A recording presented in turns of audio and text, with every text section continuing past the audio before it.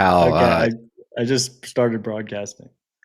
he's proud of Salt of the Earth, our official electrolyte sponsor here at RHR. Go to drinksote.com. Use the code RHR for 15% off. Took a page out of It's Matt's book with the big font. It's really the best. My kids love it.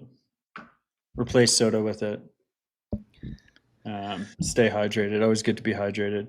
Logan, you just fucking hit that button out of nowhere on us.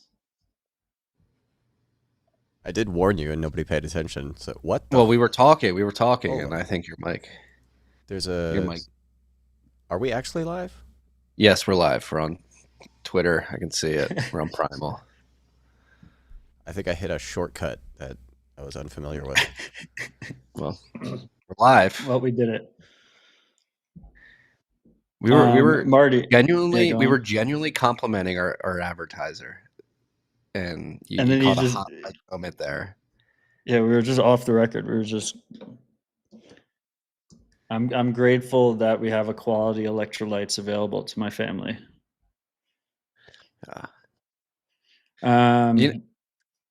Yeah, go on.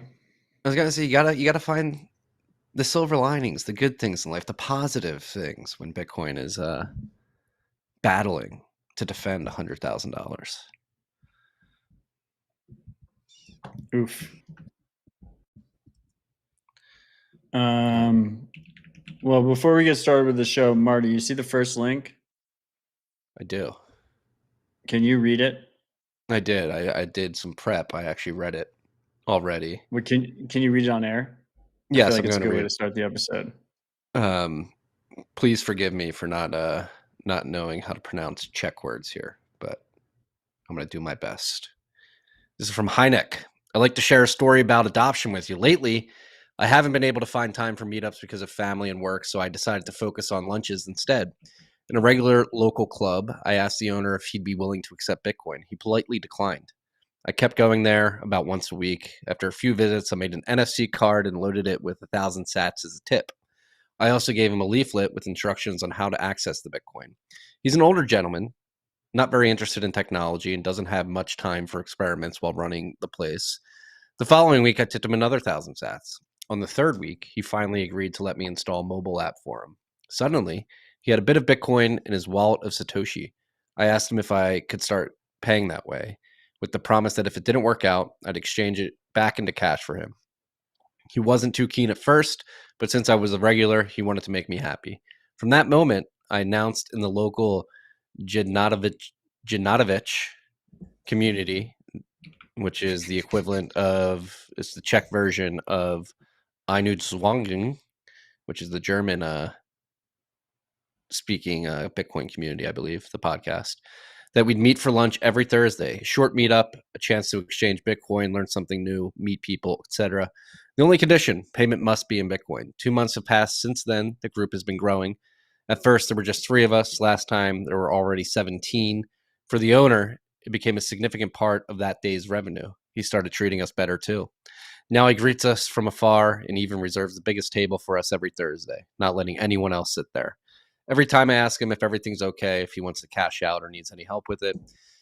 And you know what he told me last time? That he doesn't need to. It's growing nicely in Bitcoin. He even recently bought a fridge with Bitcoin. He said he had to use the Lightning Network because he ran into some issues with on-chain. I never even mentioned the word Lightning to him. He's been learning on his own, and now he's become quite the Bitcoiner. It looks like the pub may soon turn into a nice little Vexel point, a place where people can exchange Bitcoin for dirty fiat and vice versa. I'm writing this because I think it's a great blueprint. It's short, takes me about an hour a week, time I'd spend at lunch anyway. I meet people, and it helps Bitcoin adoption in a very natural way.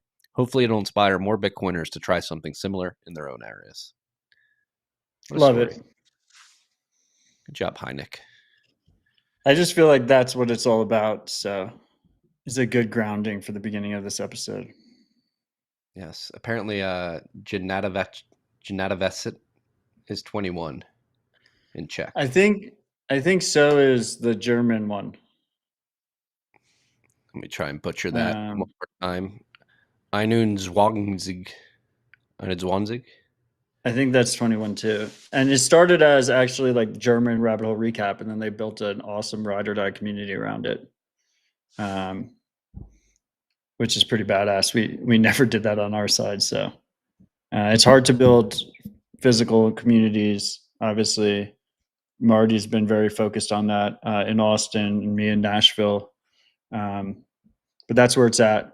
And for what he mentioned, Vexel, which is a great P2P trading app with no KYC, where you can buy and sell Bitcoin. I don't know. It had all the pieces there. So makes me bullish as fuck. That's what it's all about. Let's stay focused. Let's keep grinding. It's a long grind here. I see Seth zapped us 21,000 sats in the Nostr live chat. Gents, let's have a great weekend. He is, of course, one of our ride or die accountants. Which, by the way, they also do the accounting for OpenSats, which we're very grateful for. Because there's a lot of accounting that needs to be done there. Satoshi Pacioli is the name of the accounting firm. We have Phil Mustang, zapped us 21,212 sats. And Lisan Al-Gaib. This is Dune, right? Yeah, it's Dune. And then Strugger zapped 5,000 sats. You can join the Nostr live chat and see all of the rest of our links at rhr.tv or downloading Primal app in your favorite app store. You missed one. We got Ben Justman with 21,000 sat. Zap, we're going to win. I don't see that one. The wine glass. And Ben, I noticed that you had my good friend and founder of Salt of the Earth, Sean McDonald, on your Nostr Only podcast show. I'm not sure what you're SoQuest. SoQuest, great name. Love that. It's awesome. I like the show is very short, which is awesome. It's like under 10 minutes an episode. Yeah, I want to take umbrage with the way Sean described what I do now. He just said he told the story of my last concussion, which was a pretty traumatic experience, and then just says now I just talk for a living, which is not true. I do other things. I have children. And he also slipped in there, and I called Marty's mom. He did. I'll never forget that. I got hit so hard I peed myself on the field, and then they wanted me to go back in, and I couldn't spell my name. I came to in a waiting room in a hospital in the middle of Iowa. And I look up in the waiting room, and there's a guy with a bald head in front of me. And he's got a tattoo of a middle finger on the back of his head. And I was just like, where the hell am I? And why does my face hurt so much? I'm glad they didn't send you back in. Me too. We need our Marty healthy. I see Soap Miner zapped us 21,000 sats. He says, what up, freaks? Let's stay focused and quit paying attention to all the noise. By the way, I have it all the way at the bottom of the list, but since he zapped us, congratulations to Soap Miner on his 1,000th order. I think it's just a really good example of, even in its infancy, for small businesses, Nostr can be a massive amplifier. It really, really moves the needle. You know, we have maybe 100,000 active users on Nostr right now and growing. But if you're a small business, you know, it can really supercharge you. I think the same has been true for Salt of the Earth. Yeah. They've seen a lot of success ingratiating themselves in the Nostr community. Shout out to the pub story. I had a back to basics. Now that we're talking about back to basics, let's stay focused. Quit paying attention to the noise. I got to speak to some of the youth this week, reminding me of what we used to do. We haven't done it in about a year, when we would go to Baruch and give our Bitcoin 101 presentation and have a Q&A. I did something similar, not exactly the same, but there was a Republican group club at Penn, University of Penn, very esteemed Ivy League university here in Philadelphia, Pennsylvania, and sat on a panel discussing Bitcoin with some use. And it's shocking to me. There was a ton of econ majors that attended, and we asked the question, are you learning anything about Austrian economics? And they weren't. And got a couple emails after yesterday morning. We did this Tuesday night, and the use, they were picking up the Bitcoin. They're not getting the good Bitcoin information. And this is a problem we've been trying to solve this year with our Gen Z series. But it's still mind-boggling to me. They're not getting good economics education, and they really don't understand Bitcoin. I forgot about the Gen Z series. That was a good stretch. We should bring it back every once in a while. We should. But yeah, that's all. I mean, it's always really rewarding doing it was like we were doing it twice a year basically at Baruch. Teaching the kids about Bitcoin, answering all their questions. It's funny going into these classrooms. You like to think of yourself. Not that I'm an adult child or anything, but it's like it really makes you, really hits you. These kids are graduating like 2026. You're like, I graduated college 13 years ago. This is makes me feel old. But we need to share the information with the youth. We need to transfer knowledge to the youth. And if you were at that club meeting at Penn, welcome to Rabbit Hole Recap. We open the show by going to Clark Moody's Bitcoin dashboard to get a state of the network. The current price of Bitcoin is $1,400. $1 is going to get you 986 sats. We're sitting still above a $200 trillion market cap at $2.02 trillion. We are at block height 922,501, which means we are currently 827 blocks away from the next difficulty adjustment. Currently sitting at a difficulty target all-time high. Next adjustment is estimated to be on November 12th, 2025, and it looks like we may be falling off that all-time high as it's estimated to be a negative 0.5% reduction in difficulty. Block's been coming in at 10 minutes and 4 seconds on average, which is 4 seconds above the 10-minute block production target. Currently looking at 4,323 transactions in Clark's mempool. If we go over to mempool.space, they have 37,423 transactions. Late mempools right now, if you have a high priority transaction, looks like you will get in with a 2 sat per VByte. If you're willing, transaction fee, if you're willing to wait a bit, 1 sat per VByte will get you in. That is the state of the network. Everybody's freaking out, man. Everybody's bearish. Sentiment is bad. Sentiment is down bad right now. Yeah, it's pretty crazy to witness. I mean, people just bounce around emotionally, right? Bitcoin's always been a long grind. Yeah, looking at the fear and greed index, according to BitBo, looks like we were at a 27, which is off the lows that I observed the other day, which was 21. So getting less fearful, but I think the shitcoin markets have been getting hammered and the Bitcoin stocks have been getting hammered. And I think there's a bunch of people, a bunch of large shops effectively selling Bitcoin to try and cover their holes. Particularly on the shitcoin side, there's some rumors around one of the large market makers, Wintermute, preparing a lawsuit against Binance, and some speculation that I dove into this, but I think this is important to could be important to talk. I mean, so what was it? October 5th? I don't know. Well, October 11th. A month ago? October 11th was when you had that massive crash. Some altcoins wicked down to like literally $0, and apparently a lot of the cascading. And Binance was down for 30 minutes.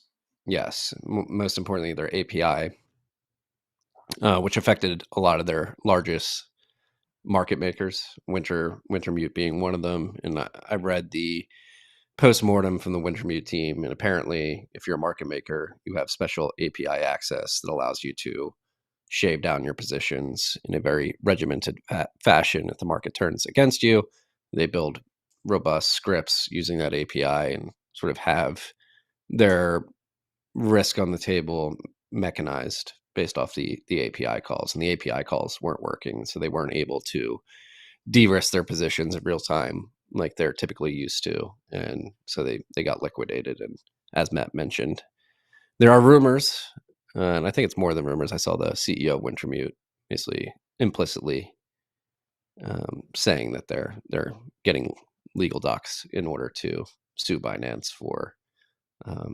malpractice around their API. Wasn't working as it was advertised and should have been working. I mean, but their losses it looks like their losses in the order of billions, a significant amount of money. I think collectively, Wintermute was down like 200 million or something like that, which is nothing. I saw a much higher number than that.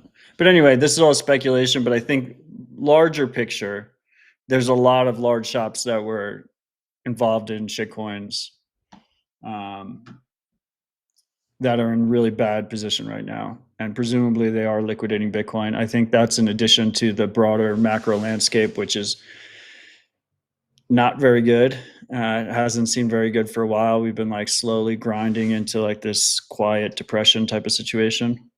So the combination of those have taken a hit on Bitcoin. Bitcoin is obviously 24/7, 365 liquid global asset. Times of crisis, people, particularly in liquidity crisis, people will sell it first. Feature, not a bug. Long term, stay humble, stack sats, always the best path. Centralized third parties, security holes. I see our good friend NVK, co-founder of CoinKite, zapped us 21,000 sats. He said, "Don't block unilateral exit. Bitcoin self-custody depends on it."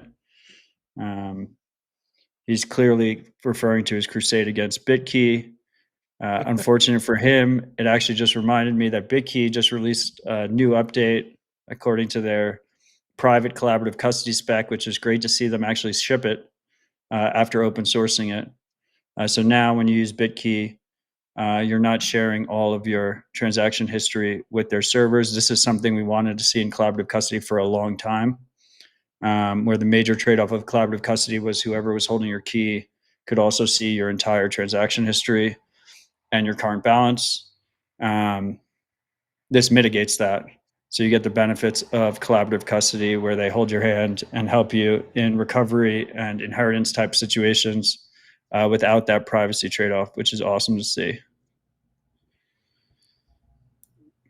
It really is. It was astonishing how quickly they shipped it after announcing. Historically, I think this is objective. The Blocks family of companies and their Bitcoin products have been relatively slow to ship things, but looks like they shipped Square point of sale ahead of schedule. They announced chain code delegation, shipped that Square pretty point. quick. So to be clear here, the BitKey upgrade I think is rolling out in the next few weeks. You'll see an update in your app to move to the new scheme. And on the Square point of sale, I'm pretty sure it's still in beta. I think next week it rolls out to all terminals. But yeah, that's massive. I mean, the ability for any merchant to just click a button and enable Bitcoin payments should be really great for those of us who want to be able to spend Bitcoin at our favorite small businesses. Should we address But MBK's they've been shipping really quickly lately. unilateral What? exit? You can Oh, recover the big key no, using Square. MVK doesn't like that they don't use BIP39 seed phrases. So for those who are not aware, that's the standardized backup words that most hardware wallets use. If you want to leave BitKey, you have to send a Bitcoin transaction instead of restoring a seed word somewhere else. I personally think that still qualifies as unilateral exit. Different trade-offs for different folks. It's a different type of tool. A lot of people are intimidated by seed phrases. BitKey offers I think, compelling trade-off model for less technical users. And ideally, they upgrade over time to different trade-off models that offer more security but require more personal responsibility. More tools, the better.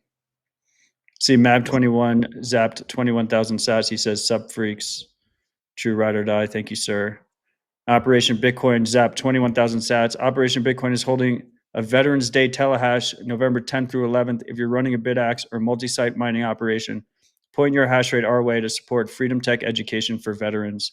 Make your pledge at operationbitcoin.io/telehash. Bitcoin Cool veterans continues to be one of the cooler movements in the space. What? It's cool to see this telehash model expanding to the pod 256, the 256 Foundation. It's funny because Rod and Eco on their first telehash hit a fucking block, and it's kind of a trap. You know, it's like, oh, we can hit a block, but they got incredibly lucky that they hit that thing. They got a lot of hash rate too. I think they got up to more than 1x. Still a cool model. Really Yeah, is. the more hash rate you get, the more likely you are to hit a block for your initiative. Yeah. Big news out of the corporate world in Bitcoin, as we've known, Stake and Shake, coiners, getting rid of seed oils. They officially got rid of seed oils I know, in all it's huge. products, but they're leaning into Bitcoin even harder. They announced earlier this week, Stake and Shake is announcing the creation of a strategic Bitcoin reserve. All payments received in Bitcoin will be placed in our SBR. We're donating 210 sats from every Bitcoin meal we sell to Open Sats Initiative, Inc. over the next 12 months. I think I've heard of that. Make your Bitcoin steak burger a delicious bargain when you purchase and register with Fold app. You get $5 in free Bitcoin, and instructions are provided on your receipt. Thank you, Bitcoiners, for helping change the trajectory of Stake and Shake with a same-store sales increase of 15% in our most recent quarter, higher than all our competitors. That's a pretty material increase and shows the power of the Bitcoin community. We are a large part of the consumer economy. With real disposable income too. Yeah. I absolutely love to see this to the point where it is the name of this week's episode. Stake and Shake goes all in. It's a cool corporate story.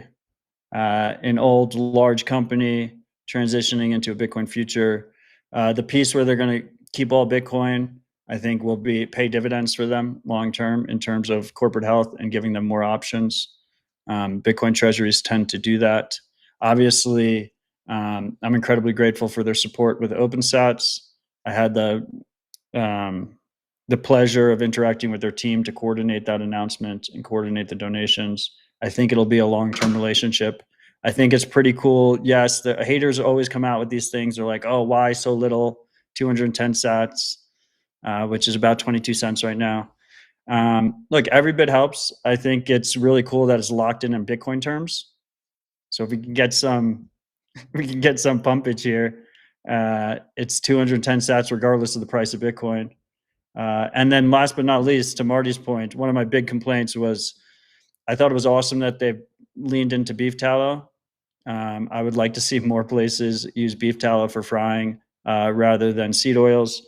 But their fries were pre-fried in seed oils for the longest time, and they finally made the transition to a full beef tallow setup there. So really, really fantastic to see kind of across the board on that front. Steak and Shake they don't have many in my neck of the woods these days, but when I was playing college lacrosse, caravanning around the Midwest, getting concussions, Steak and Shake was our go-to stop on the road. Always great stopping at a Steak and Shake. Oh, I love this for interesting dynamic here. So for the Bitcoin veterans telehash, they're not taking the risk that Rod and Eco took with 256 Foundation. They're just going to pool mine, so they'll be getting sats regardless. They're not trying to bank on hitting a solo block, which is obviously much more difficult, but can be much more lucrative. I think you got to risk it for the biscuit. Come on, guys, let's go. No, I like the idea of just locking it in. I don't know. You can go either way on it. High risk, high reward, basically, kind of thing. And then just real quick on the OpenSat side, we did announce our 13th round of Nostr grants that come out of the Nostr Fund specifically. Very excited about that. You can go to opensats.org/blog. And then on the point of every sat counts, all sats matter. We're nearing the end of the year. People are doing tax planning and stuff. Obviously, OpenSats is a 501c3. You can get a tax deduction if you don't want to donate anonymously. Consider us. We will make your support go a long way. We will not take a cut of donations. And as I've said previously, we've recently launched our automatic reoccurring monthly fiat donations option, where you can set it and forget it, $20 a month, whatever you feel comfortable with, and we automatically convert that into Bitcoin. You can find out more at opensats.org/monthly. The dream is that I don't have to go out and on a volunteer basis get all these corporate deals and stuff, and we can just have ride or die freaks around the world contributing a humble monthly donation that is sustainable, and we can accelerate the open source movement. So thank you all who have continued to support OpenSats. Every sat matters. You guys should offer people that donate consistently every month, every quarter, whatever it may be. They should have like an OpenSats official member pin or something like that. That's a good idea. We'll consider it. Official supporter of the open source movement. On that note, while we're on nonprofits looking to support Bitcoin in many different ways, I recorded with Connor Brown earlier this week in DC. He's the new head of strategy at Bitcoin Policy Institute, coming over from Senator Cynthia Lummis's office, where he did a lot of work over the last 2 years, particularly working on the strategic Bitcoin reserve bill and trying to educate Bitcoin on Capitol Hill. And that was an incredibly illuminating conversation for me. I mean, I've known Connor for quite a bit. We were mentioning last week or the week before that he's a rabbit hole recap pup, if you will. He's been listening to the pod since we started it. He was on TFTC 6 years ago, went behind the scenes, and conversation was illuminating in the sense that there are not many people on Capitol Hill that are educating politicians about Bitcoin. And so there was a call to action in that episode from Connor on behalf of the Bitcoin Policy Institute. If you want to make sure that sensible Bitcoin policy gets through and the politicians, the other lobbyists and their staff don't mess it up, they have a fellowship program for people that are willing to go to DC and help educate the Hill.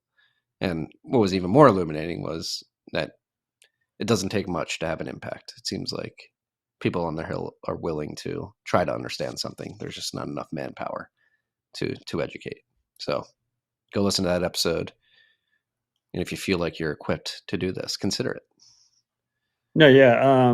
The Gen said BPI, Bitcoin Policy Institute, are making insane progress. Absolutely love to see it. Specifically, love to see Connor Brown joining. His journey is fucking awesome to witness over the last 7 years or so. How was the Rumble studio? You guys recorded at the Rumble studio in DC. It was cool. Did you feel professional? I did. I mean, it's this isn't a knock, but it's very efficient in the sense it's in like a small apartment like office, if you will. Very efficient. Green room, studio, kitchen, bathroom. They had a producer there, Dylan. Shout out to Dylan from Rumble, who handled the cameras and the mics for our rip. It was great. It was easy. I'm not going to dox the exact location, but it was an easy 20-minute walk. I took the train from Philly down to Is it not public? I don't know. So I'm just going to err on the side of it's not. Fair enough. And it was like a 20-minute walk. It was nice. It was a beautiful day in DC. I mean, the quality was great. Love to see it. Yeah. I see a comment from Fibbo Swanee in the YouTube chat asking about the OpenSats monthly donations. It gives you a drop down: general fund, Noster fund, operating fund. General fund, Noster fund obviously only goes to Noster things. General fund goes to everything else. No cut from either of those are taken. And then operating fund pays for our small lean team, spearheaded by Gigi. It's mostly salaries. Some lawyers are on retainer. What is the best to donate to? Well, it depends what you want to support. Obviously, we will make any donations go a long way. I will say, we have more trouble raising for the operating fund than we do for the general fund or the Noster fund. But the organization operates very, very lean. So we make do with what we get. Consider helping out the operating fund. Come on, Gigi deserves it. That's all I'll say. I know you're too humble to say it. Gigi's a legend among men. Yes. Moving on. Have I told the story of Gigi coming to OpenSats on air? I don't know if you told it on air. I've heard of it. Like, we knew the previous job. We heard behind the scenes that his previous job was coming to an end. It was remind me what the firm was in Norway. CT. CT. Yeah, division, the Bitcoin division of Aker, AKER, which is a big energy firm in Norway. They were shutting down the Bitcoin division. And I went to Gigi, and before it was public information, I went to Gigi. I was like, you need to work with me. Do you want to work at OpenSats or 1031? And he chose OpenSats, and the rest is history. It was one of my best coups. One of my best coups in my short Bitcoin career was making sure that Gigi worked full time with me. And Gigi is Nostr only these days, so if you want to keep up with what he's putting down, make sure you get over to Nostr, whatever app you prefer. I like Primal, and find him, Gigi, G-I. And he is, of course, a self-hoster, so it's coming from his website, dirgigi.com. I think it's I think if you go to primal.net/dirgigi, it comes up. Dirgigi, yeah.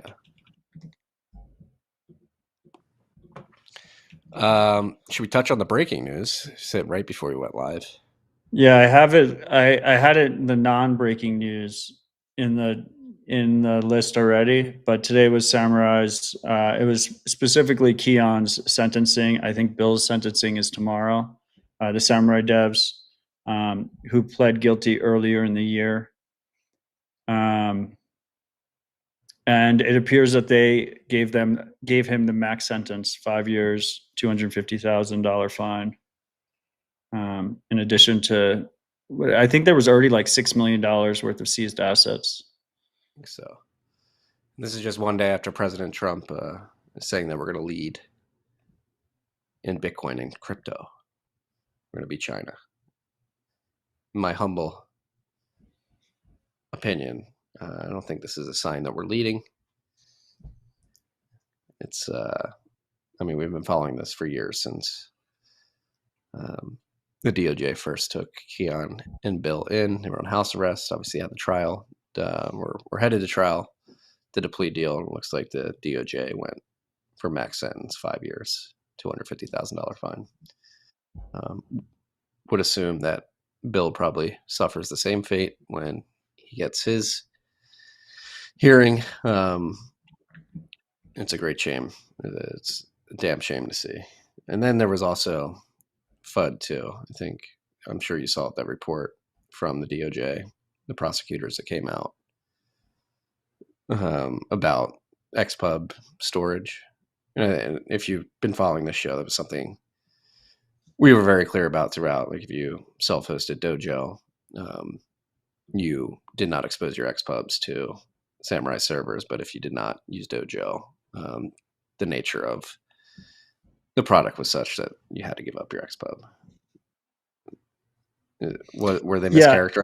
There's some people trying to say they were mischaracterizing, but no, I think we were very clear, and I think they were very clear on that trade-off. And if you were running your own node, you weren't exposing your transaction history to them. I think the more disappointing thing, which hadn't been confirmed up until yesterday or the day before, was that the server actually got seized with those XPubs still on it. Like there was no, it wasn't wiped before seizure. So if you use Samourai without running your own node, without running your own Dojo, your transaction history is in the hands of the U.S. feds. So be aware of that. But yeah, I think it was a very deliberate trade-off was made there to offer performant privacy improvements to light users on mobile specifically. And I think even in this situation, it still accomplished its goal in a lot of ways because it depends on who you wanted privacy from. Like if you were breaking privacy from someone who was paying you, it's unlikely that the feds will release that information to them. So you still have privacy from that person. But yeah, in general, this is disappointing to see. Obviously, the freaks might be aware. I think we covered it last week that CZ got a pardon after greasing the wheels of the Trump administration to the tune of tens of millions of dollars with their stablecoin on World Liberty Fi, their shitcoin. hopefully we see a pardon come out for Bill and Keon. Obviously, they don't have that kind of money. But I think it's a non-zero chance. So we'll see. And I would just say, like, to the people that are calling them spooks and stuff, like, this is just not the time for it. And also, they got the max sentence. So I think you're objectively wrong.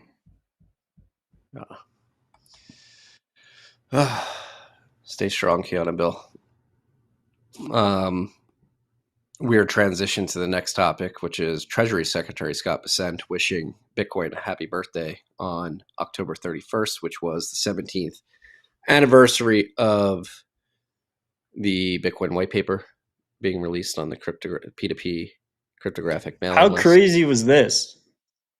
It was. You can see, Logan, you can see my reply right under it. I was like a super based Giga Chad reply there. And specifically, like, Bessent has been like kind of lukewarm on the Bitcoin stuff, like within the administration. I don't know. I thought this was a pretty monumental Overton Windows shift. Yeah. It's and he dropped it at 5:53, so it was a Friday. That was the other thing. I did a little profile snooping just to see, similar to what Steak and Shake has experienced with a 15% revenue increase since they announced their support of Bitcoin. This was his best, like, top 3 best performing tweet of like the last few months. And he's a pretty important dude talking about pretty important topics. I mean, we're always like, the Bitcoin community's always been good about that. If you either say good things or bad things about Bitcoin, it's probably going to be your best engagement that you have on the platform. Oh. What do you think this means? Is it good? Is this Look? just I wouldn't take too much from it, but it seems like in the history of Bitcoin, it's a moment. It's a big moment in time, right? Like, look at us. Like, look where we are. Like, it's insane that on Bitcoin's birthday, on White Paper Day, on October 31st, the Treasury Secretary of the fiat reserve currency is giving a nod to Bitcoin for its amazing uptime, reliability, and robustness, and shitting on the U.S. government's lack of that. Insane. Yeah, the U.S. government uptime is nowhere near Bitcoin now. It's the longest government shutdown of all time, officially, as of today. Logan, look up the Polymarket odds for when the government reopens. I think that's another thing that many people don't realize. I think the government shutdown is having an effect on just markets broadly, maybe having an effect on the Bitcoin price as well. The Treasury general accounts built up to like $1 trillion, and they can't disperse any of that money. And as we know, one of the ways they've been doing QE without actually calling it QE is via the Treasury. So it seems like that's having an impact on liquidity in the markets. And as we know, Bitcoin is a liquidity alarm bell. Once liquidity starts to recede, Bitcoin, being a 24/7, 365, extremely liquid, fungible, portable market, is typically one of the first assets that gets sold off, which is a value prop in and of itself. It may seem counterintuitive, but it's very valuable. Logan, I cannot see the screen. Can you do the favor of reading us what the odds are for government reopen? It's 57% for past the 16th. And then 28% for November 12th to 15th. I think you have to discount it a little bit because obviously, from just like a probability point of view, the open-ended last one is kind of a best one to, right? It's like there's a 3-day period that has 28% chance, and then there's an open-ended after November 16th that has 57% chance. November 7th tomorrow, 1% chance. By the way, I used Polymarket for the first time with Bitcoin this week. Tell us And about what's it? Onboarding flow. They use a single reuse on-chain address for Bitcoin deposits. And FYI, they do not support Bitcoin withdrawals. They don't? They convert you to USDC at time of deposit, and You basically have to get out through Tether or USDC and then convert back to Bitcoin to get back. Not the best UX, and still probably one of the most successful Bitcoin apps of all time. Just interesting to think about. What'd you bet on? You know what I bet on, right? I didn't know. Well, I have it further. I have it further down the list, but I made a little bit of money on communism in New York. I thought there was a little bit of cope going into the election that Mamdani wasn't going to win, and seemed pretty fucking obvious to me. So, figured it was a good time to test out the UX. Finally figured out how to make money on communism. What do you think? For us? Is New York screwed? I saw your New note York's earlier. Dude, the writing's been on the wall for a while. I think New York City can come back in a few decades, but if you can afford to move, you should move. And I'll give a carve out that if you don't have a family, you're not raising a family, then you're like a single dude or whatever. Okay, like maybe try and ride it out, but and you obviously do what you want. But my opinion is you got to get the fuck out of there. Yeah, I thought this was a good tweet. To your point of this has been sort of in motion for a while. This is from Sitebringer @_the_profit_. New York isn't collapsing because it's turning socialist. It's turning socialist because it's collapsing.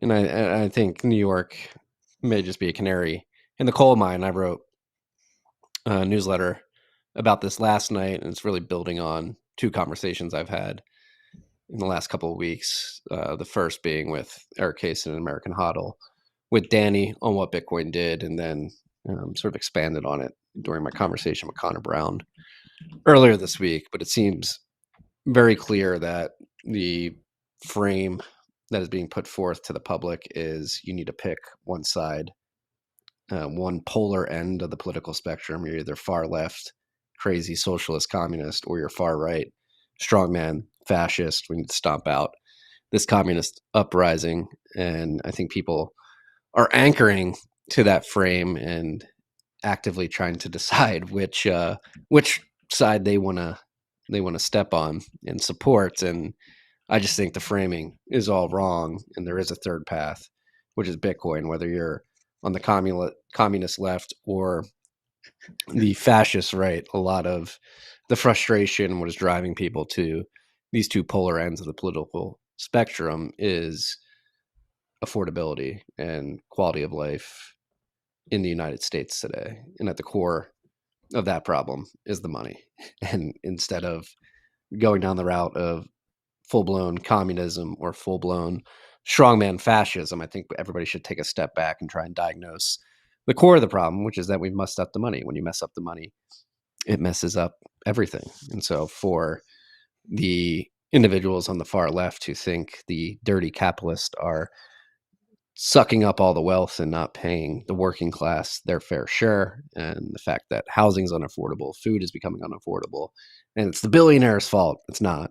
And to an extent it is. The billionaires are just taking advantage of an incentive framework that they understand and lays before them, and don't hate the player, hate the game. And so if you don't like that, the way to fix it isn't to try to forcefully take the means of production out of the hands of entrepreneurs and distribute it amongst the working class. It's you fix the money and give the ability of the working class to actually save the fruits of their labor in a money that respects their time and the value they put into that work. And on top of that, it would make it much harder for the billionaires to see their wealth skyrocket as a product of the fiat monetary system and money printing. And then conversely, on the right, if you don't like all the immigrants, all the social programs, the indoctrination at universities, and whatever it may be, a lot of that is funded by the money printer that you like to lean into.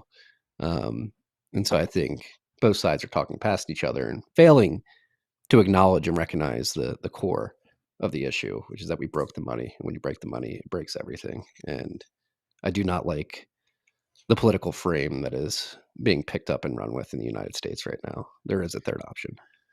Look, I mean, people are desperate. Times are tough.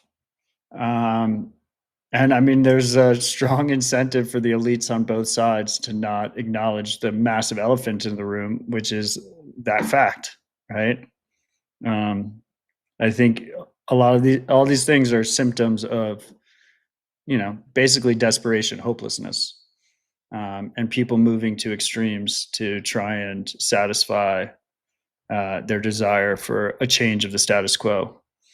And at the root of a lot of that, if not most of it, is that the money is broken. And people can't easily save and take care of their families and move forward and move upwards. It is. I mean, it is getting, and that's like how. And shout out to Dave Smith. Let me pull up his tweet. We'll pull that up. I thought this was a good commentary. It aligned very well with what I was saying last night in the newsletter. Here it is. Logan, pull this up when you get a chance. He said all three of the Dems' big winners this week ran on the quote-unquote unaffordability crisis. This was and will continue to be a winning message. It's the same winning issue that Republicans ran on when they called it Biden's inflation. But what is unaffordability or inflation? They're both just different ways of saying the debasement of our currency. That is what's killing the middle class and the poor and tremendously helping the rich. The solution to this problem isn't socialism, obviously. It's sound money and free markets. We are debasing our currency because we have a gigantic government that we can't afford. If the Republicans were really an American first party, they could say this and they could win the argument. Unfortunately, the Republicans are just a war party. And since we can't actually afford any of those wars, they need to print the money to fight them. Essentially, the Republicans choose war over preserving liberty in the United States of America. And this is very in line with what I was saying last night, because I opened the newsletter saying, like, hey, it's pretty obvious. I am more conservative. I like free markets, liberty, justice, and like to conserve things that I think are important. I like the rule of law.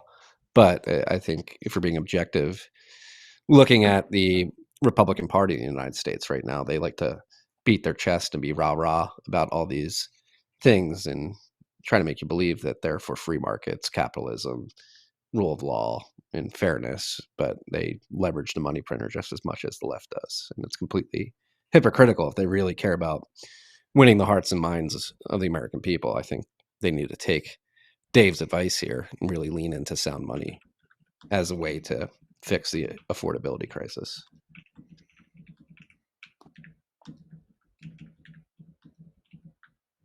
Yeah, I mean, if you read Mandibles, you're not surprised by any of this.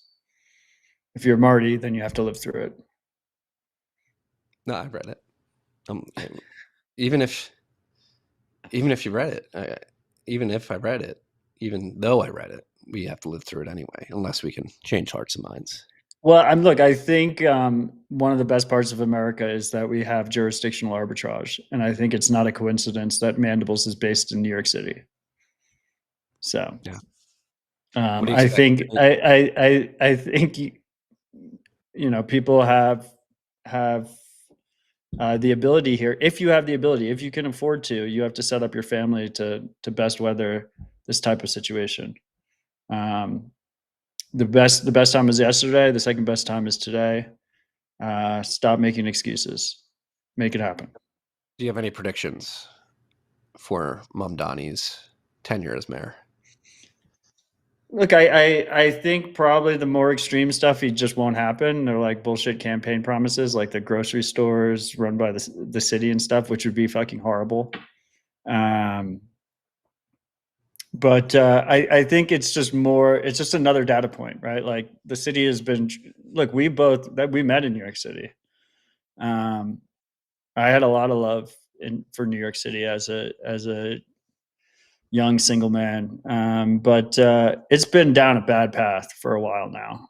And this is just another data point. It's another trend in the wrong direction. And I think it'll probably turn around eventually. I just think it's probably going to be in the order of decades rather than years. And life is fucking short. So like what, you're going to like dig your heels in and try and wait 30 years? I think that's not a smart move. once again, if you can afford to move. It sucks for the people that are locked in and have no choice. Maybe this is something we should plant the seed now, long term. Maybe we return to New York. Maybe not live there, but maybe we should scoop up some cheap property in like 10 to 15 years and ride that wave back up. Yeah, I mean, I think investment in real estate no longer becomes a shitcoin once we pass hyper Bitcoinization and everything gets priced accordingly. But in that meantime, it's just incredibly overvalued. Yeah. And this is just another example, by the way, of the massive jurisdictional risk of real estate that Bitcoin does not have. Where if where your property is located can just rug pull you. We saw it happen in Hong Kong. We're seeing it happen in London, New York, some of the greatest real estate markets in the world. You have government changes, you have societal shifts, and all of a sudden your AAA top tier, quote unquote, investment real estate becomes a shitcoin overnight, even more of a shitcoin overnight. I don't want investment real estate. I want to buy like a cheap brownstone or like a cheap apartment, a very nice cheap apartment when things bottom out. And Well, my family can stay in your brownstone when we're visiting. I don't like visiting New York, to be honest. Maybe that'll change. I see Hawaii Satoshi Zap 21,212 sats. Greetings, Matt and Marty. Always enjoying your in-depth and brutally honest freedom rips. Thank you. All green lights ahead. And then Florida Justin, FL Justin zapped 44,444 sats, highest zap of the day. No business on air. Marty, can you read mandibles and your DMs for me on LinkedIn? Need your thoughts on something. Odell, please go back to all caps. 2 live shows in a row. Thanks, Primal. Justin, sorry, I don't really check LinkedIn DMs, but I will for you. It's a new one. Note there on the zaps, both palindrome apps. Very good to see.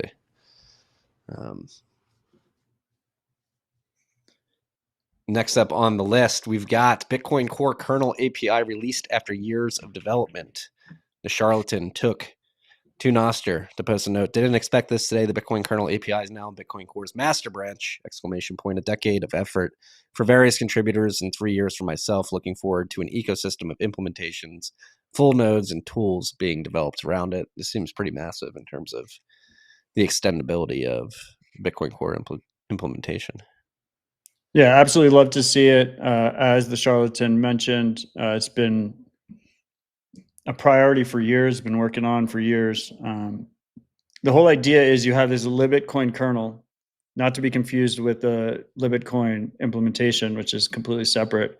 And the idea is to separate the consensus logic, the actual rules of the network of Bitcoin Core from the rest of the protocol implementation, so that you're able to then easily make your own implementations without risking the potential of having an accidental chain split. So it's the holy grail. I think it's very early in terms of its extensibility right now. A lot of work still needs to be done. But basically the idea that you don't have to deal with any of the really hard breaking stuff of consensus, and you can focus on just building alternative implementations and alternative apps that run the Bitcoin protocol is the goal, has been the goal, and seems like great progress has been made. Cool to see. Shellfish. It's not shellfish. It's selfish. I'm gonna read a note without a zap attached to it, but I believe he's part of the crew that zapped earlier, so you get an additional read. Marty Bent, when Dave Smith on TFTC? That's a great question, Pioneer. I've been DMing him for like literally I DM'd him today after he sent that tweet. And if you go through my DM history, it's like literally all blue messages like, hey, you should come on my podcast, dating back to like 2021. My last message was 2 years ago. I stopped in November 2023. You're getting too thirsty? I was getting too thirsty, but I hopped back in his DMs today. We'll see if he responds. If anybody who's listening out there can help, tell Dave you should come on. I do think it's funny when the freaks, they do this with Dispatch too. They like recommend like an absolute legend as a guest. It's like, yeah, okay, I would love to have him on. Like, can you make it happen?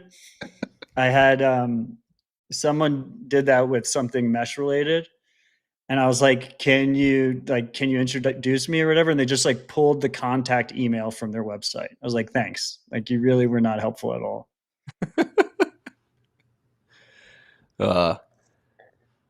Do your part. Help us. I know we got some high up freaks out there, some influential.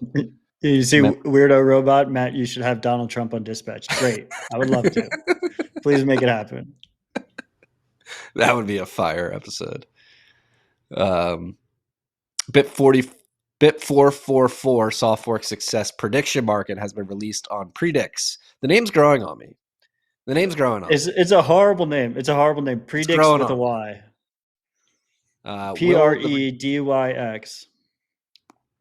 Will the reduced data temporary soft fork be consensus enforced on most work Bitcoin chain tip by March 1st, 2026, currently trading at a 2.34% probability? So to my point on polymarket experiences, Predyx is a Bitcoin native prediction market that we've talked about previously on the show. It's the best one I could find. It's still a bit of a work in progress, but it's Lightning native. You can sign in with LN Auth, so you can just sign in with Phoenix Wallet, which is really cool, and then you can just Lightning deposits and Lightning withdrawals. It is custodial. I think there's an argument that you can make that Polymarket is kind of non-custodial and name only to get around regulations, but this is custodial, so keep that in mind. But this market has become the highest volume market in Predyx history. I think it says on the top how much volume has gone through 5.25 million sats. Yeah, a shit ton of sats.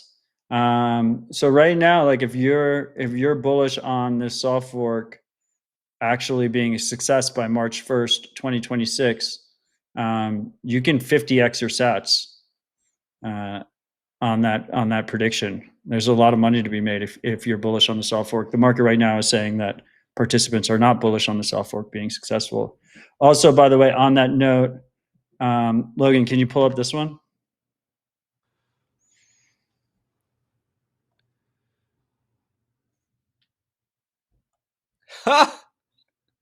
Who made this? I'm not gonna pull a Brian Armstrong. I'm not gonna do it. Did you see that? Yeah. I want to talk about porn. He just broke the market. That's not me. That's not me. This is actually interesting. Was that like since he hit that button, did people said yes win the bet? That doesn't count. Okay. That doesn't count. Who's the oracle for this? Are you the oracle for this? No, I think Rob Hamilton is. Okay. See how it says Rob on the top? Yeah. I see that. We're not quite sure actually if he's the oracle or if the Predyx team is the oracle. I think the Predyx team for larger markets becomes the oracle. Is there only actually decides? Is there only half sat? It looks like 52 sats have been bet on this market. To the freaks that are listening at home, the market is, will Marty Bent say the word porn on this week's RHR? Odds are dropping significantly now live. It's down to 12% from 50%. But to Marty's point, there was a poly market about what Brian Armstrong would Brian Armstrong say on the Coinbase earnings call. And at the very end of the earnings call, I guess he pulled up the poly market and he just read every single word that was listed there. But by the way, that was also a very low volume market. It was like $700 per word or something. It wasn't a huge market. What if it was a huge market? How would that be perceived? Pretty fucked up. Look, I think this should be a cautionary tale for people that prediction markets that are easily, the results are easily changed by a single individual being aware of them, are probably not a good idea for you to bet on.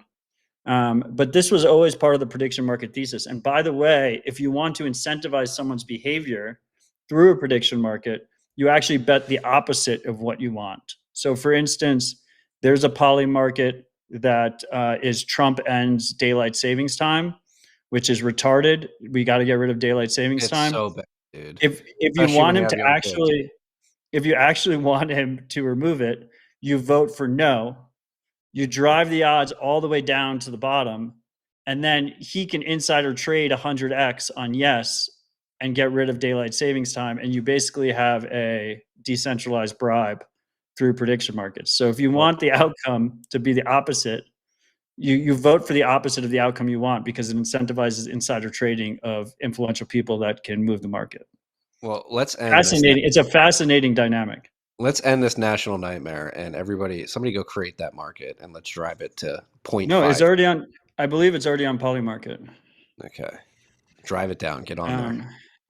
Let me double check. The sun blindness I get on the drive in the morning. It's terrible. The sun's down at like 3:45 here. It's not good. Oh, it looks like there were 2 markets on it, but they've expired. But maybe they'll make a new one. It was the first 100 days. Would he get rid of it, or would he get rid of it by the end of September? Maybe they'll make another one. But anyway, it's a very interesting dynamic. But yeah, also the fact that we change times twice a year, retarded. Absolutely ridiculous. Also, government shutdown. Who changed the clocks? Don't really understand. Well, I'm wondering, because this has been a campaign promise from many presidents over the years, and I'm wondering if there's something similar to like the Y2K bug that people were worried about. Like, is there something embedded in software that's widely distributed that would just make it such a massive headache? Nah, we'll get over it. It's already a headache as it is. It's ridiculous. And also all the countries change at different times. I was in Switzerland, they changed their clocks, and then I came back to America, and then we changed our clocks a week later. It's like, are you kidding me? We live in a global world now.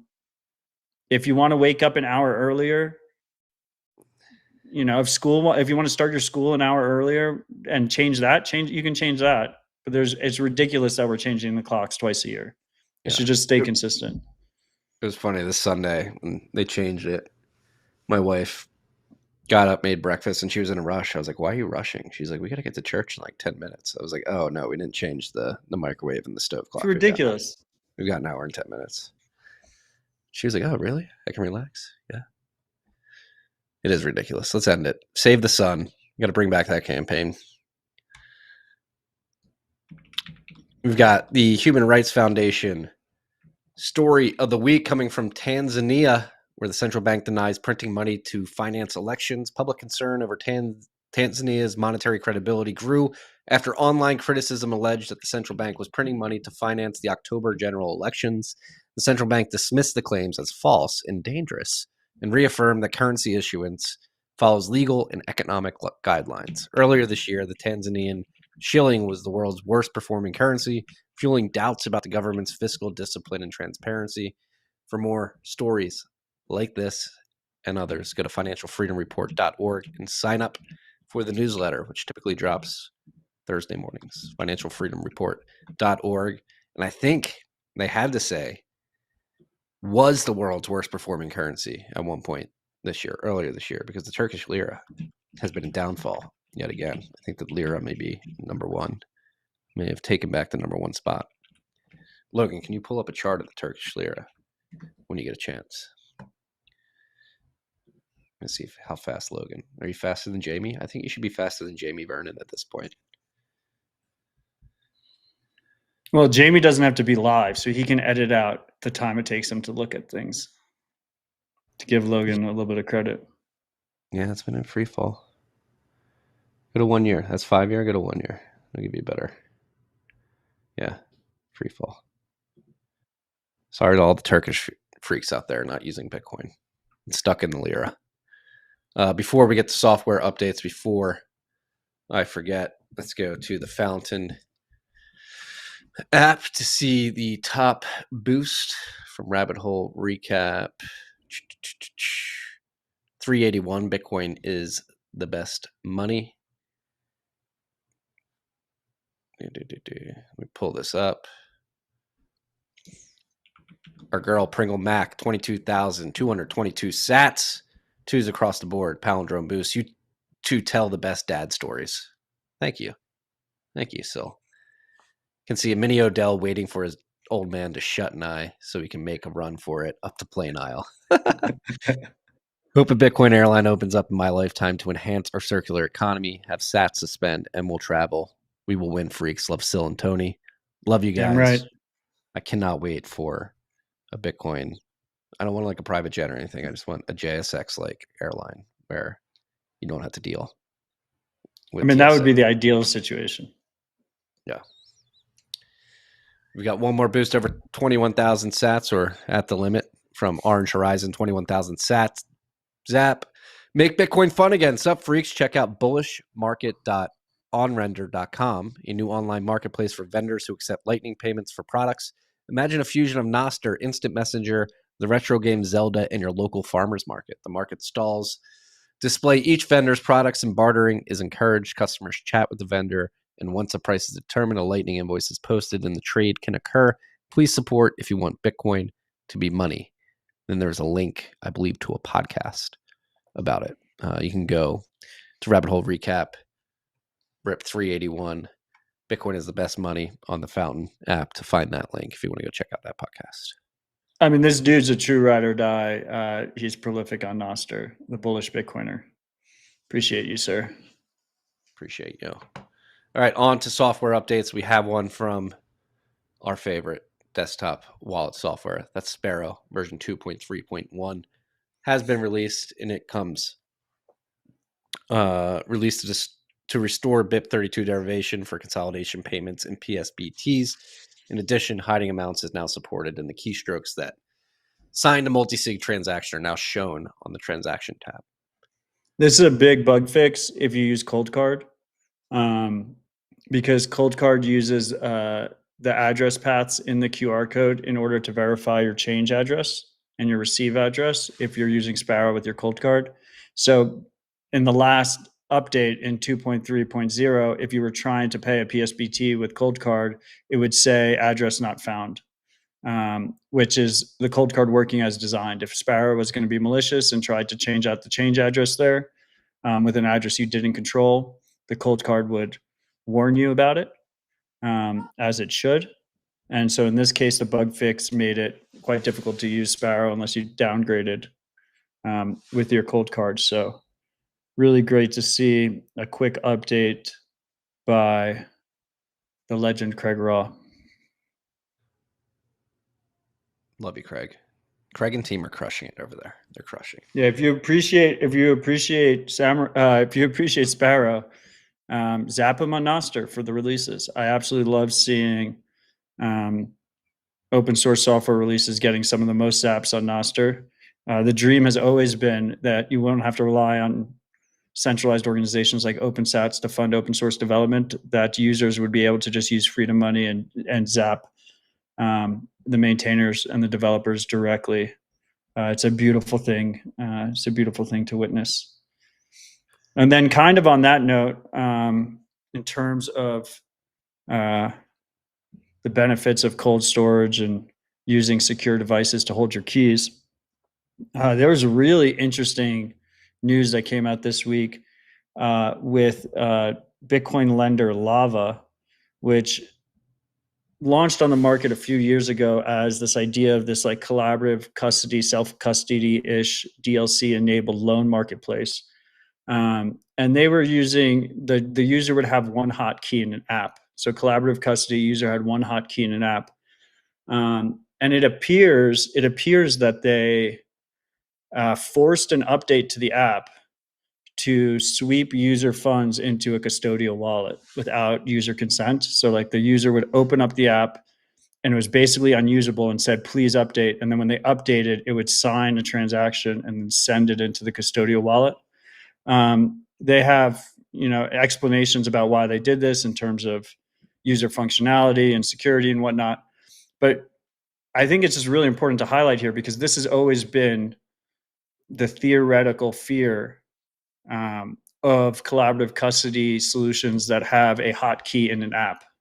That yes, the user is holding one key, but the provider of the app can push an update that compromises that key. And it seems like this happened. It seems like we actually saw it in practice. I don't think we've ever seen that happen in practice, but it's a perfect example of why it's so important if you're keeping large amounts to use cold storage and to have your keys offline. There are a variety of hardware wallets that make that possible. My favorite is Cold Card. Disclosure: we are the only external investor in CoinKite, and they are a sponsor of the podcast. But it's what my family relies on. It's what my companies and projects rely on. And it just, once again, just shows the importance of cold storage. Yeah, I was reading through that thread yesterday. Very hand wavy explanation, I would say. And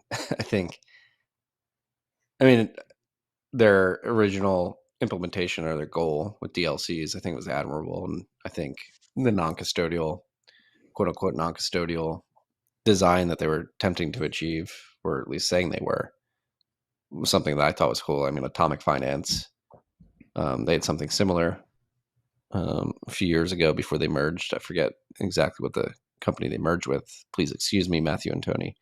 But yeah, I think it's also a lesson on comms, like how you communicate with your users. I think the situation could have been better from a PR perspective for them if they're like, hey, this model isn't working, it's not scalable, we're going to switch to this. Do we have your consent to move It's insane. your Bitcoin to a custodial wallet? It's insane. If they in fact swept user funds without consent and then announced it in a press release about fundraising, a completely separate press release a few weeks after they did that, that's insane. I can't believe but anyway, like I said, it appears it happened. I'm not a user. I can't confirm myself, but I've heard from a couple of users that it did happen. So yeah, beware, freaks, beware. We hit Mamdani winning New York City. We hit Soap Miner getting his 1,000th order. Bitcoin only merchant selling incredible soap that I use on a daily basis. I use it to shave now. I shave, like, I try to shave every at least 36 hours, typically every 24 hours, and you just lather it up, rub it on my face, a little close shave. Works beautifully. Not getting Barbasol chemicals in my skin. Just beef tallow makes it feel right. It's nice, such good soap. And he's got the balm now. He's got the body cream, the lip balm. He's got deodorant. Got a whole suite of products. What is it? It's soapminer.com. Not a sponsor, just a user. Glad it exists. And last but not least on the list, we have Block. They have their earnings today. What are we looking for here? Block just continues to crush it, you know. I think they're like the perfect example of what a publicly traded Bitcoin, vertically integrated Bitcoin business should look like. So I'm curious how the earnings come out. Just wanted people to be aware of it, put it on people's radar. But as you said earlier, I mean, they're a huge public company, 10,000 plus employees. Historically, that moved pretty slow, but it feels like the last year they've been moving real quick. They're shipping across the Bitcoin stack. Absolutely love to see it. They're automatically converting a portion of their profits into Bitcoin. Profitable, Bitcoin-focused, publicly traded business, building Bitcoin tools and saving in Bitcoin. Absolutely love to see it. That's the stat I'm going to be looking for. How much? I believe their Bitcoin accumulation strategies, they'll take 10% of the profits from their Bitcoin-oriented business lines and buy Bitcoin with that. I'm very interested to see how much they were able to accumulate in Q3 of this year. With that, I don't want to tease it, but I think I finally convinced Miles Suter, as the head of Bitcoin product at Block, to come on the podcast. Has that never happened? Never happened. We're going to sit down. It. We're going to sit it's down. It's going to be great. It's about time. Miles is quietly one of the legends building in the Bitcoin space for, I don't know, like a decade now. Yeah. And a good friend. So it'll be a great show. It shall be. Marty, you got anything else you want to discuss before we wrap? We're trying to keep it tight here. It looks like you're in a rush. We'll keep it tight. I got nothing. Just think of the third path. We need to think of ways to get people out of the sort of bimodal frame that's been put in front of them. You get hardcore communism, or we get a strongman fascism. Say, hey, a lot of these issues emanate from the fact that the money's broken. Why don't we put our dukes down and try to find a more amenable third path that can sort of bring people back towards the center, lighten the atmosphere, make people more financially secure, and hopefully lead us towards a path of incredible prosperity, innovation, and happiness. Think of the third path. Love it. Cheers, Marty. Cheers, freaks. Stay humble, stack sets. Peace and love.